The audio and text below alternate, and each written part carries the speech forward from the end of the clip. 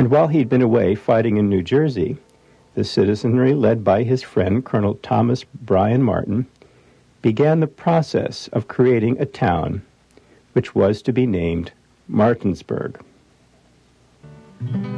Adam Stephen finally was able to move into his finished stone home off of John Street. His beautiful daughter, Anne, had caught the eye of a young Virginia aristocrat at a parade in Winchester.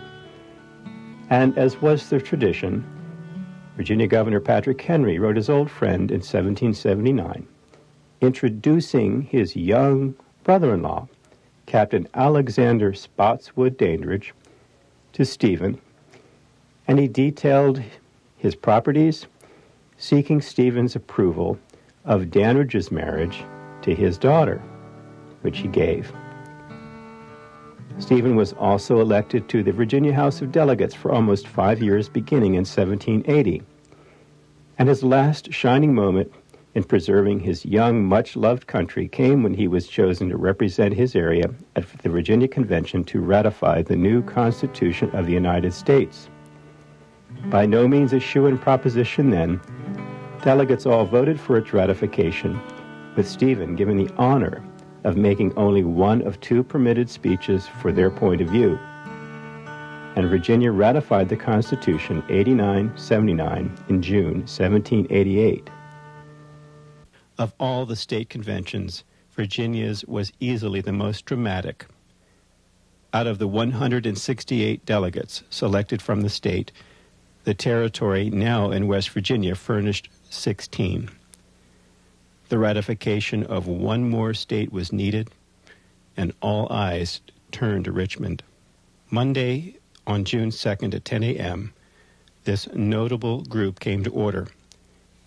Patrick Henry, the brilliant orator, assumed a position of opposition at once.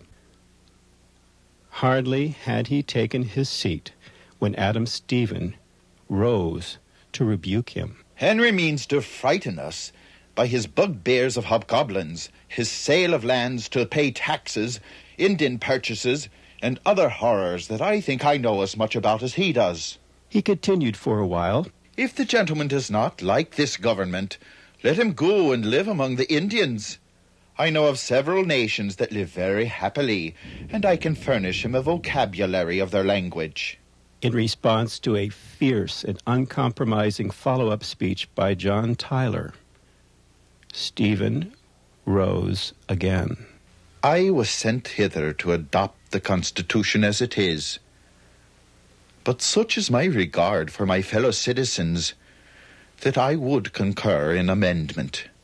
The gentlemen on the other side have adduced to reasons or proofs to convince us that the amendments would become a part of the system before ratification. What reason have we to suspect that persons who are chosen from among ourselves will not agree to the introduction of such amendments as will be desired by the people at large? In all safe and free governments, there ought to be a judicious mixture of 3 kinds. But the democratic kind preponderates, as it ought to do.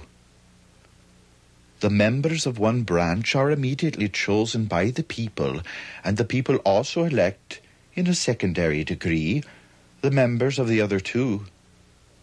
At present we have no confederate government. It exists but in name.